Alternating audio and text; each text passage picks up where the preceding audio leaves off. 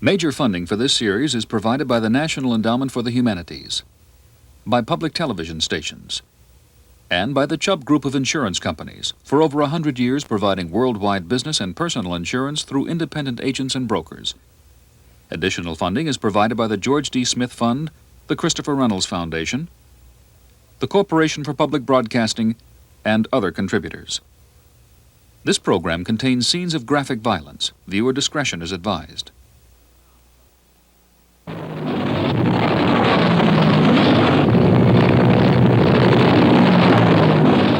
When he got to Vietnam, the door of the plane would open and the heat would come in just like, it was like a blanket. It was that intense, that thick. I was still, wondering where the hell you were at, because it was just one of those places you couldn't even recognize,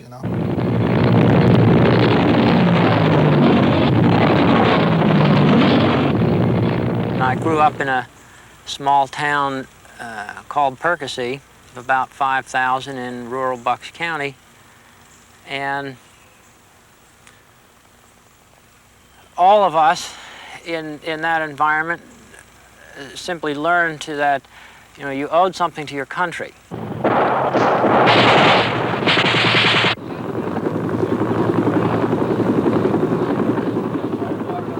I went there as a very naive person, ignorant about why we were in Vietnam to begin with. I'd never even heard the word Vietnam before the 9th grade.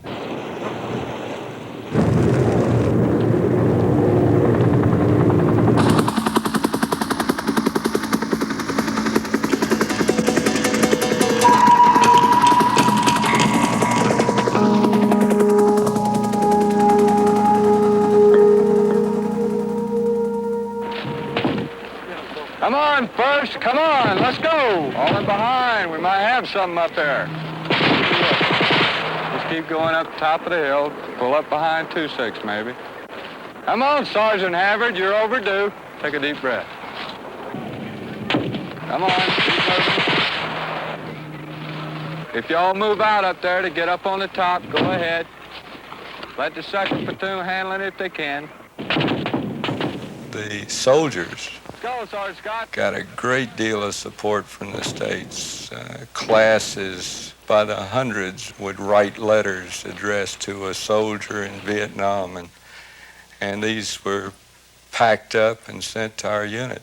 And by and large, the soldiers would try to respond to these things. There was a groundswell of popular support behind the troops in 1965. American combat troops went to South Vietnam to prevent the communists from taking over. Before that, Americans had served as advisors to the South Vietnamese army. The advisory effort had failed. Now America was taking charge of the war. South Vietnam was on the other side of America's world.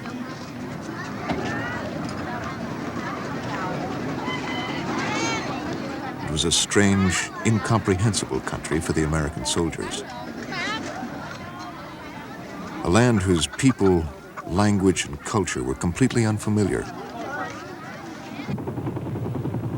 Over the next 2 years, the American force built up to nearly 500,000 troops. They were deployed in mountains, plains, and deltas. They fought highly trained North Vietnamese regulars and lightly armed South Vietnamese guerrillas. This is the story of a few of those men. I had been accepted in at several colleges, 4 colleges by my senior year, and then I just decided, no, I'm going to join the Marines. And I had to spend a lot of time talking to my parents about it, because at 17, of course, I would not have been allowed to sign an enlistment contract in my own right. They had to sign it too. And really what tipped the scales in the discussion was, at one point after talking for a long time, I said, Mom, is this the way you raised me, to let other mothers' sons fight America's wars? And they were young people during World War II. They believed in their country, and that was it. They hadn't raised me that way. Before going to Vietnam, recruits were shown an official film produced to explain America's commitment. I do not find it easy to send the flower of our youth, our finest young men, into battle. I have seen them in 1,000 streets of 100 towns in every state in this union, working and laughing and building and filled with hope and life. But as long as there are men who hate and destroy, we must have the courage to resist.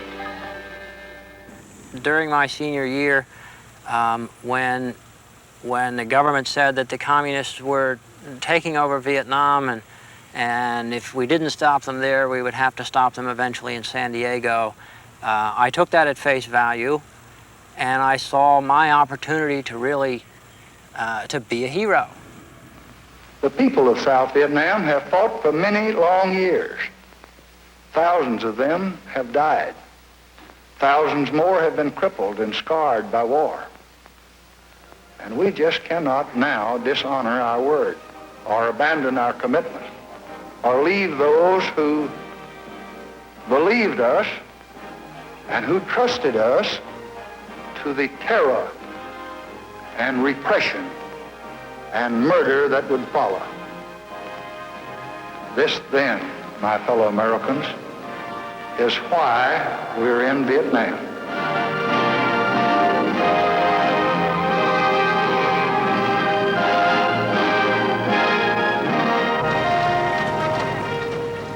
The buildup of American forces accelerated during 1965. Trained to fight a conventional war against the Soviets in Europe, the Americans found themselves unwrapping hand grenades in South Vietnam. By the end of the year, nearly 200,000 American troops had landed. One of the things that struck me first upon arriving in Vietnam and still strikes me now was that it was probably the most beautiful country I've ever seen. And the one aspect of it that strikes me most deeply and that stays with me and is the hardest to describe is the intensity of the colors, especially the greens. They virtually, I mean, they almost vibrated. They were that intense.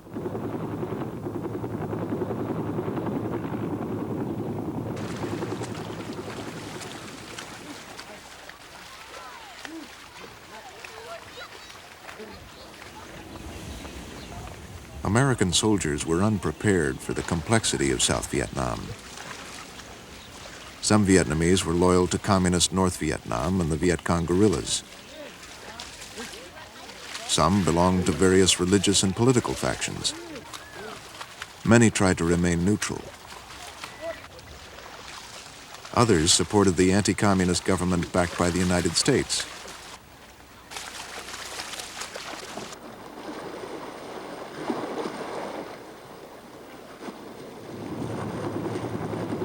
The Viet Cong and the North Vietnamese Army, the NVA, controlled large parts of South Vietnam. GIs call these areas Indian country. The villages were hidden because they were almost always surrounded by very thick hedges. From outside the village, you might not even see any evidence of a village.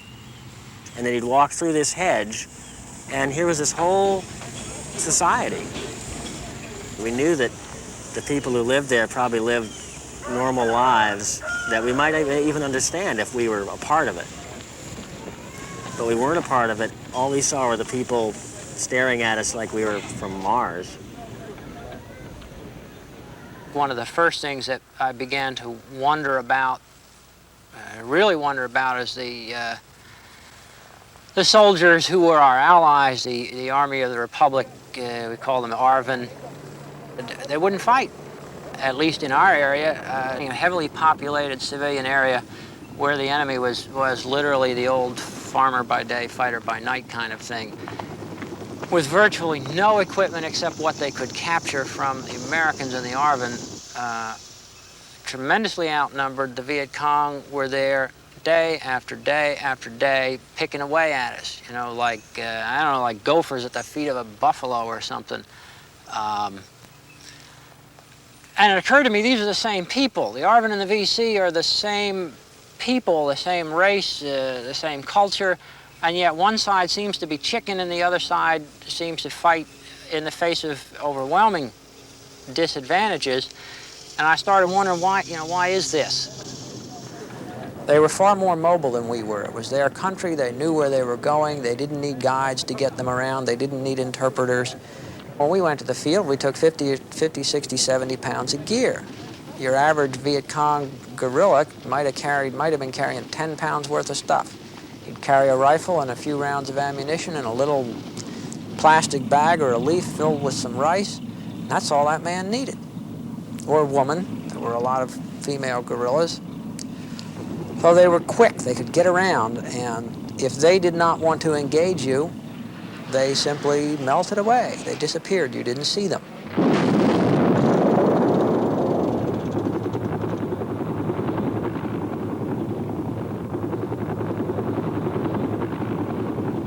Whenever you did make contact with the enemy, you'd go from the most horrible boredom, I mean, just absolute deathly boredom, to absolutely the other extreme, the most intense, continual excitement I've ever known in my life. I'm not sure how to describe the energy you would feel and the excitement you would feel, however you felt about it in terms of being scared or liking it or disliking it or whatever. The excitement was there, I think, for everybody. You couldn't go through combat and remain detached. It was the idea of someone shooting at you. Someone was trying to kill you. You were trying to kill someone. You were using that finger to try to take someone's life, and that sends a real charge through you.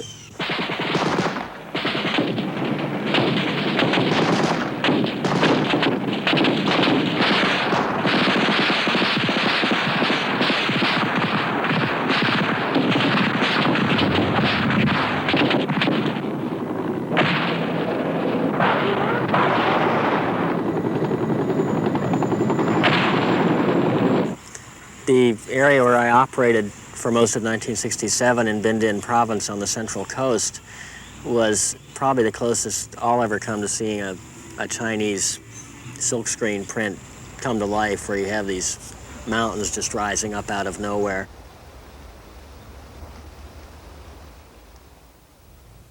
Well, Binh Dinh province had never been really in friendly hands throughout recent history, from the time of the French return in 1946, is that Binh Dinh province had always been under VC control. Our job was to destroy the North Vietnamese capability of conducting war in South Vietnam. So naturally, we went against these strong holds or strong points, and we tried to take the enemy on toe to toe. Grounded flight, break left. I'm guard 6, I'm down on corral. I've got contact with some snipers, over. Everybody get off the middle of this LZ. Everybody move out, get out there.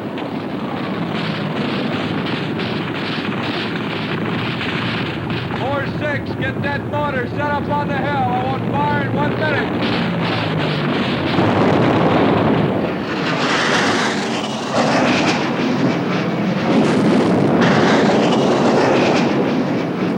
American strategists planned to use firepower to break the will of the enemy and make them talk peace on America's terms.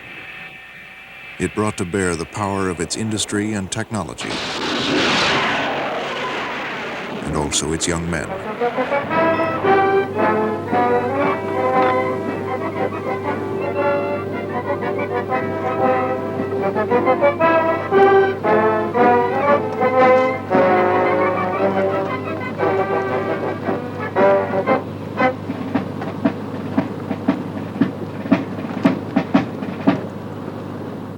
I can recall one time when the 22nd NVA Regiment was located down on the coast in an open area. They were trying to move from one point to another and had hoped to be able to carry out this movement without being detected. But the 1st and 9th Cav did detect them. Detected them very late in the evening. It was around 5:30 or 6 o'clock. And throughout the next 2 days, proceeded to eliminate them once again, I might point out, primarily through the use of awesome firepower. So I know my battalion alone fired 22,000 artillery rounds into a very small area. And this area had been heavy jungle when we started the fight.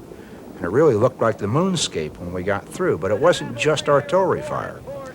You had had airstrikes coming in. Tanks were brought up. And this was the 3rd time that we had run up against the 22nd NVA Regiment. And every time we ran up against them, why, we would tear them up. And they would fall back into the mountains. And 6 months later, they'd come back completely refurbished, a new regiment. And we'd have to go through this drill again.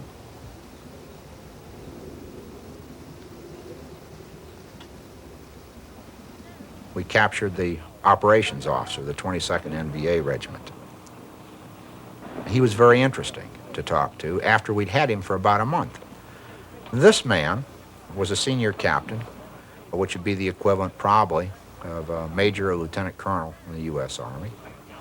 He was as dedicated to his leaders as I was dedicated to mine. I wasn't questioning what I was doing in Vietnam either. My leaders decided that I should go, and I went, and I was a good soldier. He was in the same position, is that he was down there reunifying his country as far as he was concerned. And that was all that he needed to know. Infiltration of large North Vietnamese army units into South Vietnam increased rapidly as American troops expanded their combat role.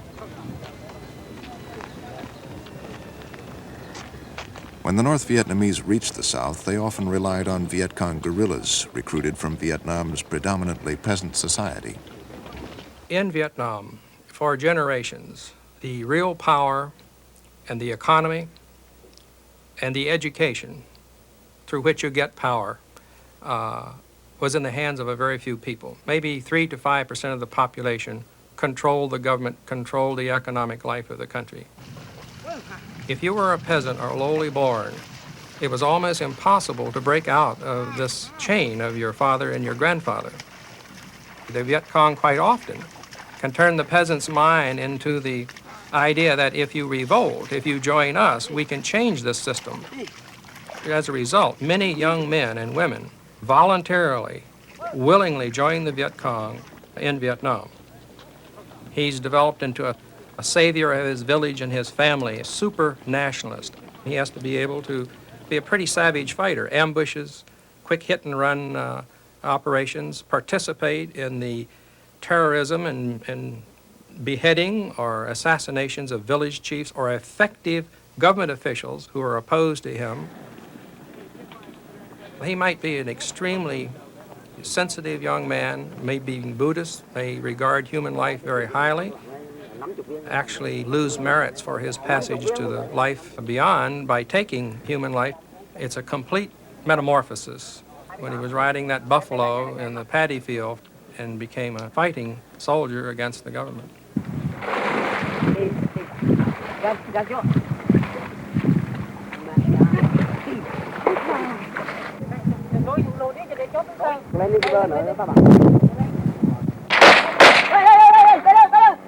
Mau chạy đi. Vượt lên. Vượt lên nó đi. Vượt lên mạnh. Vượt lên nó đi.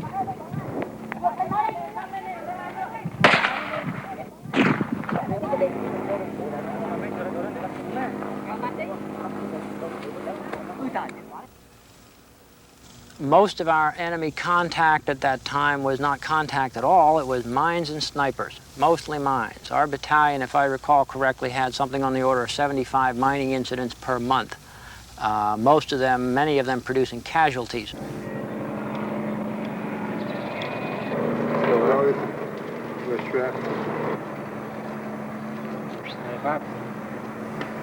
So day after day, you had dead Marines, wounded Marines, and nobody to fight back at.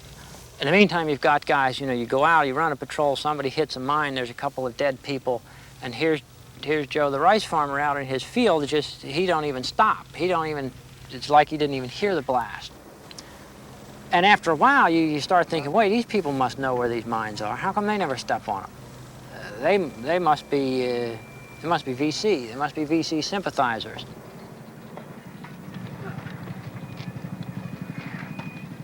And so, over a relatively short period of time, you begin to treat all of the Vietnamese as though they are the enemy. If you can't tell, you shoot first and ask questions later. To deprive the enemy of peasant support, the American command tried a new tactic, moving the population out of Viet Cong base areas. Actually, the operation itself consisted of a mobile landing, air mobile landing by helicopter in 7 separate landing zones. And this simultaneous landing of this much force enabled us to get complete surprise. And as a result of the surprise achieved, the VC, many of whom were in the town, some in the area just adjacent there too, were caught totally by surprise, many without weapons, running to tunnels and hiding places which they had developed over the years. Because of this complete surprise, we got, either by killing or capturing, over 30 VC in the initial wave.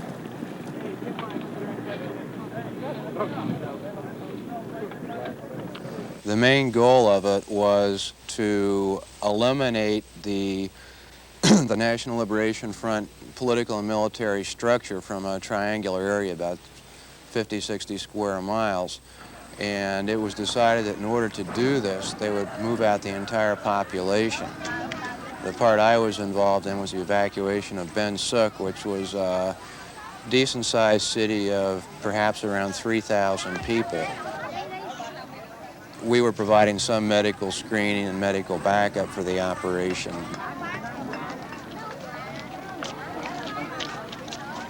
During the evacuation of the villagers from Ben Suc, I was struck by a sense of resoluteness in the villagers. They understood what was happening. They understood that they couldn't really change the situation. They were going to be taken out of their homes. I'm sure that deep down inside they knew that that was the end of Ben Suc as a village, that we were going to destroy the village. They seemed to accept it with a very special kind of strength.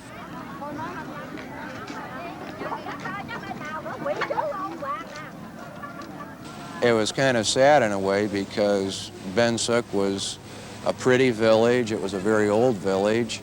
The people there seemed to enjoy a little better standard of living than people in many of the other villages.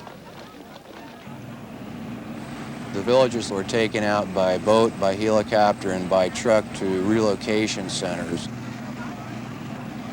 Basically, once the people were taken out, the whole thing was just turned into a parking lot. At the same time, the villages themselves would be destroyed. Anything of material value would be eliminated. Mattresses would be slashed. Rice would either be taken out or poisoned or dumped in the river. Crops would be defoliated, and it made it much more difficult for the Liberation Front to continue without this material and population base. The press corps in Saigon was briefed on the operation, called Cedar Falls, by its commander, General Jonathan Seaman. They'll have a little trouble using it. But I should say right now that to destroy these vast tunnel complexes is a pretty formidable job. And we do the best we can. And I'm sure that if they're willing to go back in with just a whale of a lot of effort and expend all that effort, they could probably rehabilitate them over a period of years, or months. But when you realize that it's taken them about 20 years to build this thing up, if I were a VC, I'd be somewhat discouraged. American forces ended the operation and withdrew. Soon, even without help from the civilian population, the enemy was back in its base, again threatening the region around Saigon.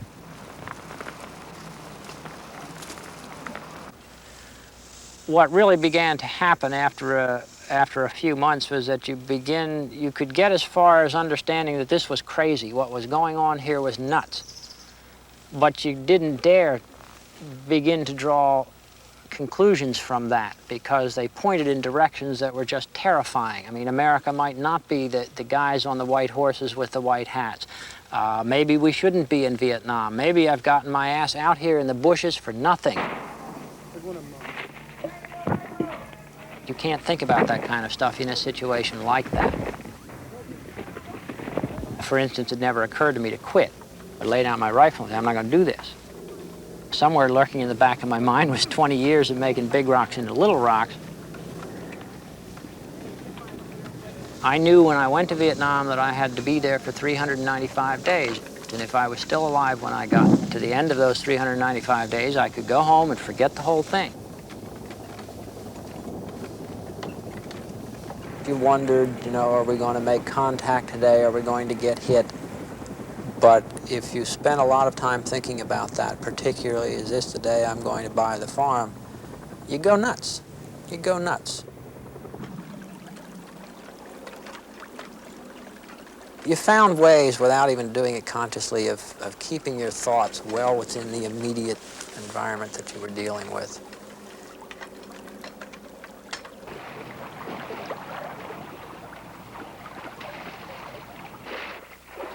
There were leeches everywhere, and so whenever you stopped for a break, you'd have to take your boots off and check for leeches. One of the major problems that guys had was a thing called immersion foot.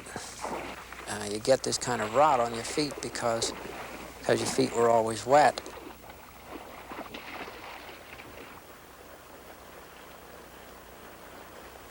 It did get cold at night when we were out on operations during the monsoon.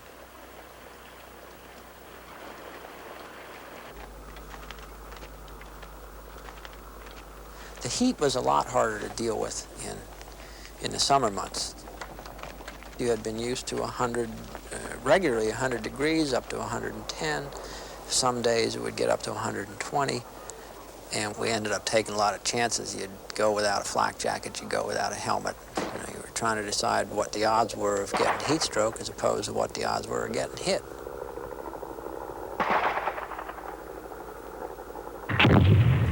I don't have nightmares about killing armed soldiers in combat.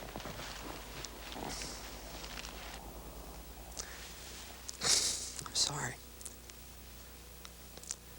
The thing I have the nightmares about is the woman in the rice field that I shot one day because she was running for no other reason, because she was running away from the Americans who were going to kill her, and I killed her. 55, 60 years old, unarmed, and at the time I didn't even think twice about it. It's not like the San Francisco 49ers on one side of the field and the Cincinnati Bengals on the other. It's just not like that. It's the enemy is all around you. 1 second you may be fired upon from the rear, the next second from straight ahead or either flank. You never know. In other words, you never knew who was the enemy and who was the friend. They all dressed like they were all Vietnamese. Some of them were Viet Cong.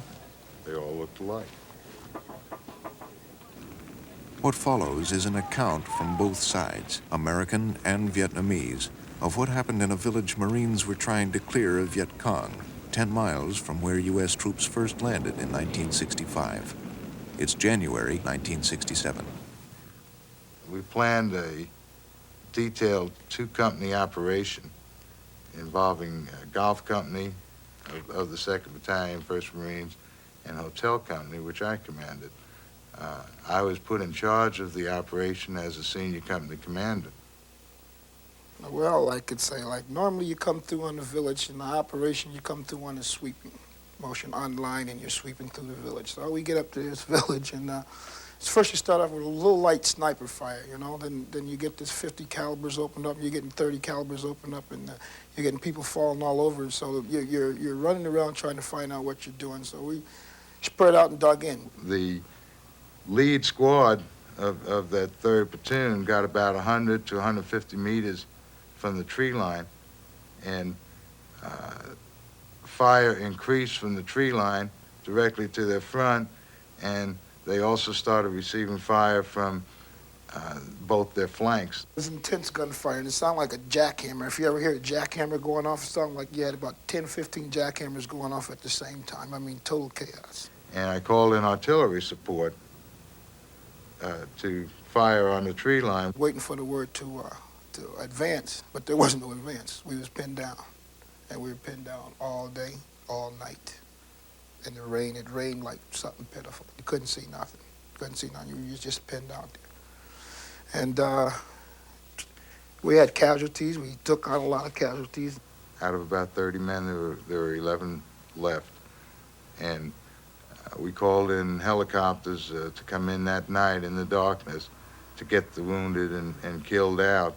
The first helicopter load we got out was the last one because the Viet Cong opened up on a helicopter, wounding the pilot, and no other pilots were willing to volunteer to come in. I'd watch the guys lay there and cry for their mothers all night long. Dying, slowly dying. Asking to be shot because you can't take it no more. And you're sitting up there with your bundle of nerves. Your bundle of nerves, and all you can do is wait. We ended up going some 36 plus hours without food or water or sleep, obviously. And that is saying it a lot when you consider the temperature was around 100 degrees. No water, no food, no rest. We were pretty tired Marines at the end of that first day. There were 2 villages there that the battalion wanted swept and searched to see if there were any remaining VC in there. It lightened up, and then we advanced towards the village. When the Americans came, I was a boy in the 4th grade. I was on my way to school when I heard the Americans were coming. I was very scared and ran back home with my friends. By the time I got there and had hidden my things, the Americans were close to the village. Airplanes were overhead bombing. Soldiers were coming and shells were exploding. Somebody had seen some movement in some of the houses, and next thing we knew, we were receiving automatic weapons fire. Lieutenant O'Connor was hit in the left shoulder and above the heart, and he's bleeding quite severely. I remember sloshing back to where he went down with the company corpsman, and we started returning fire and providing a covering base of fire, calling artillery in, and scheduled an emergency medevac helicopter to come in and get Lieutenant O'Connor out. Lieutenant O'Connor, I recall, was delirious. He kept trying to get up. It was taking 3 of us to keep him on the ground. He kept trying to get up to get to his platoon to deploy them and command them, not realizing how seriously he was hurt. The corpsman put a hemostat on the artery to stop the bleeding, and we were successful in getting a helicopter to take out Lieutenant O'Connor at the same time as we assaulted the village 200 or 300 meters to the front of us where the fire was coming from. We was the first team in. We unloaded several rounds. We dropped a couple of grenades in the hooches to get the people out, because to get one of the Vietnamese out of that hole, they won't come. I mean, and we didn't speak perfect Vietnamese, so in order to get them out of there, you either cranked off a couple of rounds or you drop your M26 grenade down there, and they get the message and they come on out of there.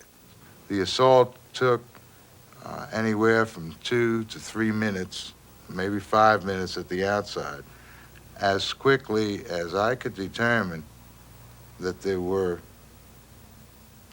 no longer any fire being returned, I ordered ceasefire and consolidation. When they came to my house, there were 10 family members inside, including my 14-year-old son. 4 or 5 soldiers came right over. When they came in, I stood up and greeted them. They laughed when I did that. They seemed to hate us.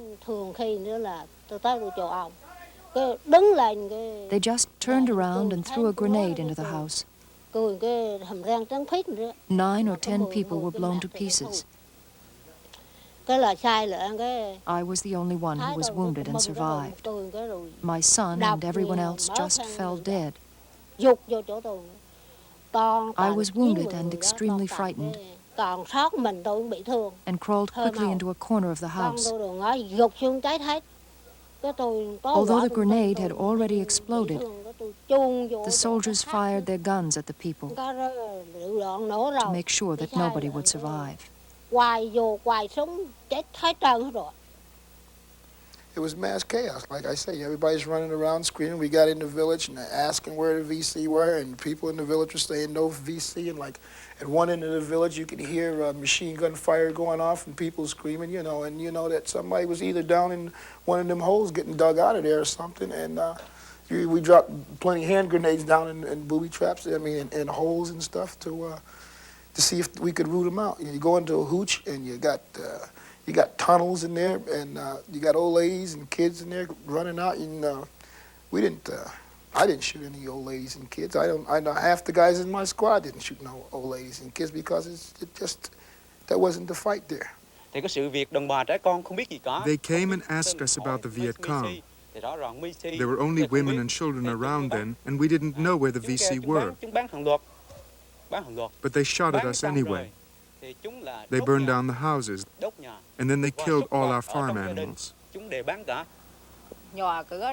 After they killed the people, they burned down all the houses, so the survivors had no place to live. They burned everything. Even dead children were burned. So I could collect only this much of the remains of 3 children. It was only a handful of bones. Like I say, you get in the way of M14 or M60 caliber machine gun, there's no telling who's going to get killed. And you got an angry 18-year-old kid behind the gun, and he just seen his buddy get killed. He's not going to have no remorse of who's on the receiving end of that 60 caliber machine gun. The soldiers used their guns in a very brutal way. Some of the wounded people went to their beds to lie down. The soldiers shot their ears. Blood was coming out in pools as they lay there. Then the soldiers shot at their stomachs and their insides splattered all over. Then they smashed people's heads using the butts of their guns. This terrified everybody who was still alive. The children screamed at the brutality they were seeing. But the soldiers kept on with their questioning. First they shot our water basin to pieces. Then they just opened fire at us, just opened fire continuously. I was wounded and fell down. Looking back at that time, I have to say that it was so horrible that I can't describe it all. After I was wounded here, and there's still a scar from the bullet wound right here. Several dead people fell on me, so I escaped being killed. Probably in his eyes, from a kid's point of view, he probably seen it that way, you know. But like I said, we done a dog-down job that third day, and there wasn't nothing unusual about burning them hooches down and digging them Vietnamese people out of them holes and scattering animals, pigs and chickens around like we normally do. That's just a normal procedure we do, especially after 3 days. 3 days of blood and guts in the mud. Hey, you can't take it. We couldn't take it, and like I said, I can't account for every Marine that was there. What they done at that particular time, they done it because they felt that that's what they had to do. I can't account for how they acted, you know. Everybody's got their own way, but if you seen it that way, it's the way you seen it. The way I seen it was war.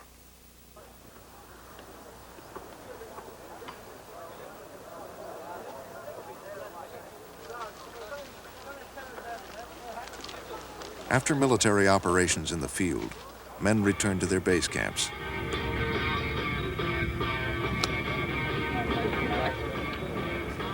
They were little American islands in the midst of South Vietnam.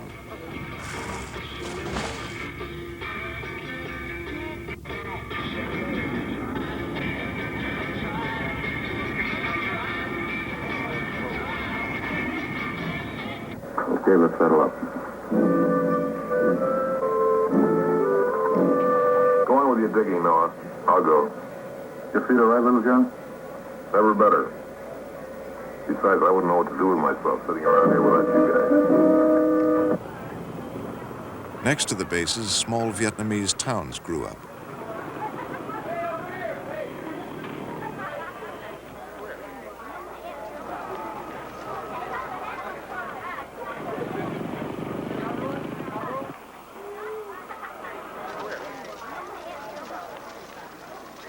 For the men here and on the new American air bases, there was never much time off from the war.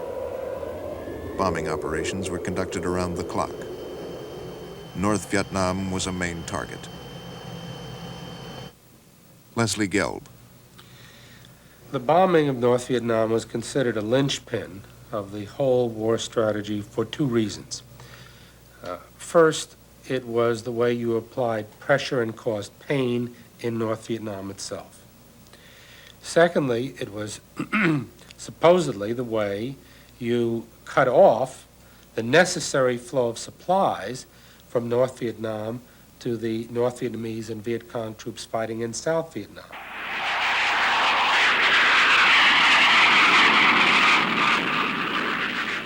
Interdiction was the key term. And it looked to us that even though we were stepping up the bombing almost month by month, that there was no impact on North Vietnamese and Viet Cong military activities in the South. So we had to ask the question, was the interdiction campaign working at all? So we started to make the calculations. How much supplies would have to come from north to south to keep 150,000 troops in the field and fighting, producing as much devastation as they were. And we had a pretty good fix on how many trucks the North Vietnamese were sending down. And we estimated, as I remember it, something like 50 to 100 trucks a week, and that they only needed to get through 10 or 20 of those trucks to maintain just that level of military activity that they had been carrying out. And we estimated that based on past experience, there was no way we could eliminate those, that 20%. No matter how bombing the effective was, they were going to get at least that through. In other words, the interdiction campaign was not working and would not work. Now, of course, there was one alternative. You could have engaged in the kind of bombing of North Vietnam that would have devastated the society totally. You could have bombed the dams. You could have destroyed the population. I suppose you could have used nuclear weapons. We, I think, fortunately, had the good judgment, had the basic humanity not to consider that kind of a bombing campaign. By the end of 1967, the war was draining America's armed forces. When experienced soldiers completed their one-year tour of duty, their replacements included a growing proportion of draftees. When I first spotted Vietnam, when I first spotted the country from the plane is when I really started to understand that there's really a war going on here, you know? I mean, I could tell by looking at the countryside. There were bomb craters, artillery craters everywhere. I mean, it wasn't as if you saw a nice, beautiful forest and then you went on in and you saw a battleground then. The whole country was covered with bomb craters. As soon as the plane landed, And we got off the plane, we got onto these buses. Typical bus, except for they look like prison buses, army green prison buses with wire mesh over the windows. And I asked why, you know, this kind of bus. I thought we were in friendly country here, you know, and he told me that it was to stop people from running up and throwing grenades into the bus. I went, oh my God, you mean people are gonna try to kill me? Wait a minute, you know, I never really thought about dying before I was drafted. Pretty naive, you know, 20-year-old kid, really, hardly a man, and with a pretty narrow view of what the world was really like. As soon as I got there, things just, it was almost like there were a bunch of guys that got together and gone camping one afternoon that had never camped in their lives. I probably saw half a dozen dead Americans before I ever shot at North Vietnamese or Viet Cong, strictly from our own mistakes. People walking along behind somebody with their trigger guard undone and tripping and shooting somebody in the back accidentally. You trusted yourself only. You weren't likely to trust many other people because, you know, your life was on the line here.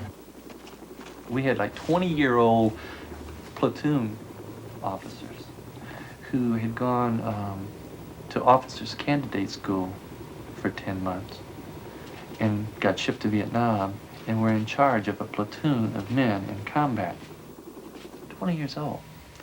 I mean, they were so scared when they got there. The first time they got into fire, they're supposed to lead us into combat, and they were telling us to go up a path that we'd been there months and knew better than to do something like that. Or they were telling us to go down or walk down a path instead of the jungle beside it. You know, and naturally we would refuse to do that. I mean, by that time, when you know by this stage in your life that you're not going to put your life on the line for somebody just because they give you an order to do it.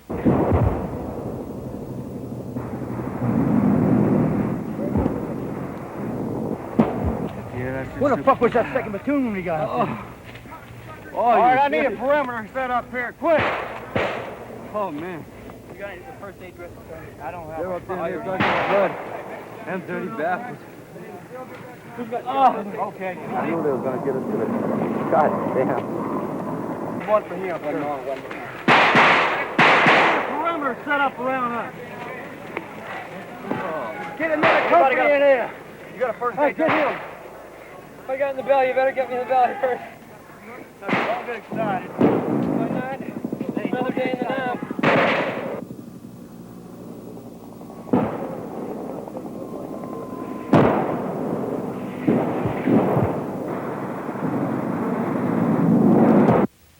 The third time I heard it, somebody was saying, Tex, help me, Tex. And so my friend says, don't be a fool. You know, don't go out there, you're gonna get killed. And I probably think that he was more scared of me leaving him there alone than me getting hurt. But I didn't go out for like 10 minutes, and I kept hearing this friend of mine hollering, Tex, help me, help me. And so finally, I don't know what happened. I didn't really think it over or anything. I just instinctively jumped up out of this bomb crater and ran over to help this guy. Just as I got to him, I was putting one knee down on the ground, and I was just reaching for him, and I felt this thud in my back. And I thought my other friend had run out too, and had tripped or something when I stopped, you know, and had like accidentally kneed me in the back. It was just, you know, like somebody punched you right in the back as hard as they could. Well, it knocked the breath out of me, and I took this deep breath. When I took the breath, this blood just came flying right out of my throat as if I had a faucet in my mouth.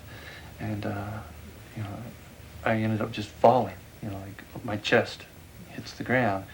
I'm laying on my M16, and I realized that I've been shot. I went back, I flashed back to my training, and I remember yelling and screaming things like, they would yell, what's the spirit of the bayonet? And you would have to scream back, to kill. That was the spirit of the bayonet. And I'm thinking, you know, my whole job is to kill. I'm a trained killer. That's all I know how to do. I'm an 11B40, light weapons infantry. I'm just a trained killer. And it's, you know, all of a sudden I thought, how'd I get here? I never wanted to be a trained killer. I didn't want to kill anybody. I didn't know the first thing about it. I started thinking, you know, for the first time, what the hell is communism? I couldn't define it. And I'm laying here, I'm going to die for killing a bunch of people because they happen to be communists. We began to realize that if somebody will actually live out here in this stupid jungle, dig tunnels all day long, live in these tunnels for 10 years just to fight us, you know, when we're there to do good, it made you start wondering, you know, if they're willing to go through all that, and I must admit, you know, that those things weighed on our minds. Maybe if it had been a different kind of war, we wouldn't start thinking like that, but the troops who were actually out there doing the killing really began to respect the people that they were killing.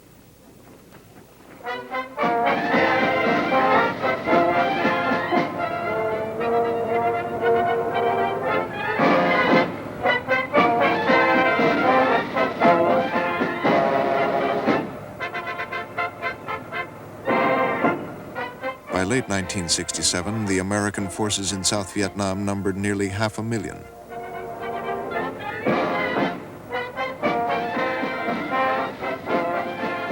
And U.S. commanders were asking for more.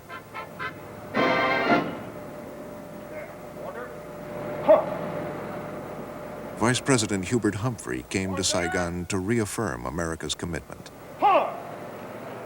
And may I say that despite public opinion polls, none of which, may I say, have ever been very friendly towards a nation's commitment in battle, despite criticism, despite understandable impatience, we mean to stick it out until aggression is turned back and until a just and honorable peace can be achieved, until the job is done.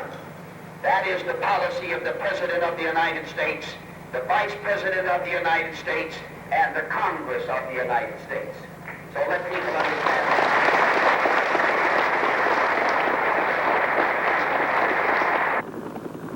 Service in the Republic of Vietnam for wounds received in connection with military operations against a hostile force.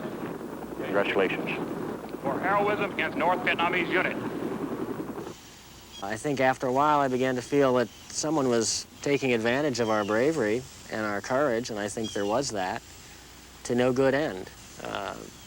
So we were being used, really, for God knows what purpose, at least in terms that we could understand and appreciate in a gut level, which was the level on which you operated in Vietnam.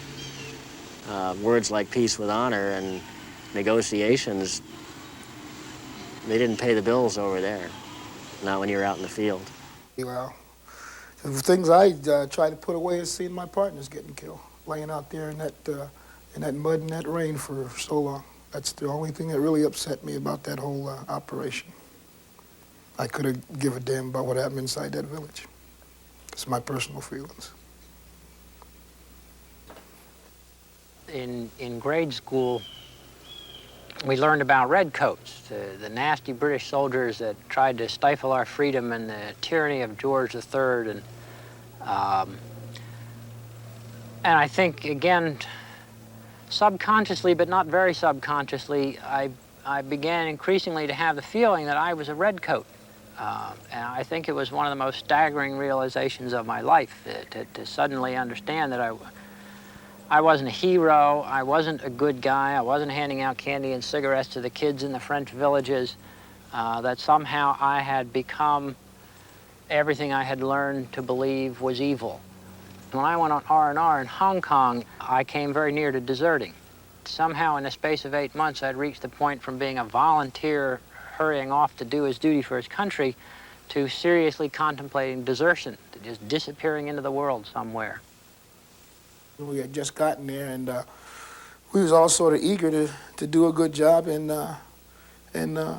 gain the respect as being Marines, you know. And we kind of looked after each other because, like I said, we came out of boot camp and we was on that first team there, and we got real close because the old guys that was rotating they had their time, and we was trying to set a pattern for our own selves to do good.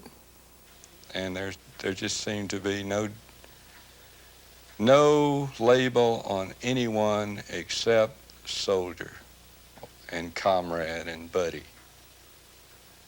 And based on that, they performed well, extremely well.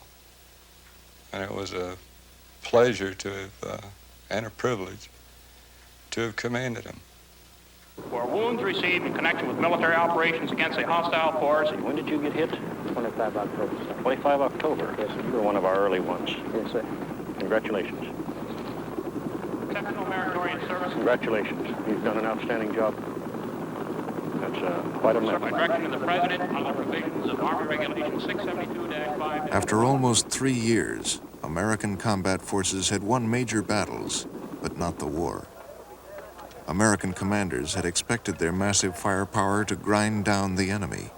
But despite enormous casualties, the communists were increasing their infiltration into South Vietnam as they prepared for the biggest offensive of the war.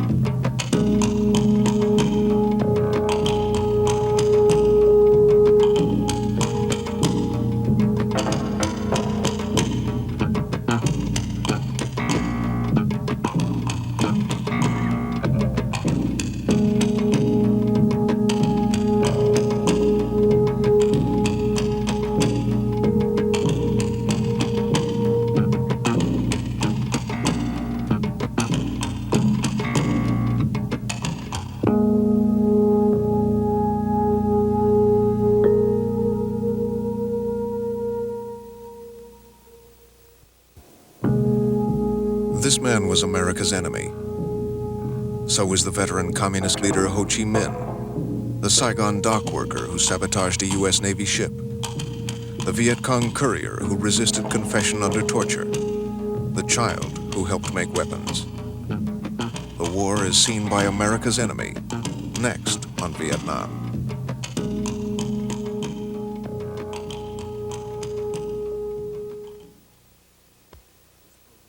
This program was produced by WGBH Boston, which is solely responsible for its content. Major funding for this series was provided by the National Endowment for the Humanities, by public television stations, and by the Chubb Group of Insurance Companies, for over 100 years providing worldwide business and personal insurance through independent agents and brokers. Additional funding was provided by the George D. Smith Fund, the Christopher Reynolds Foundation, the Corporation for Public Broadcasting, and other contributors. For a transcript of this program, send $4 to Vietnam, Box 322, Boston, Massachusetts, 02134.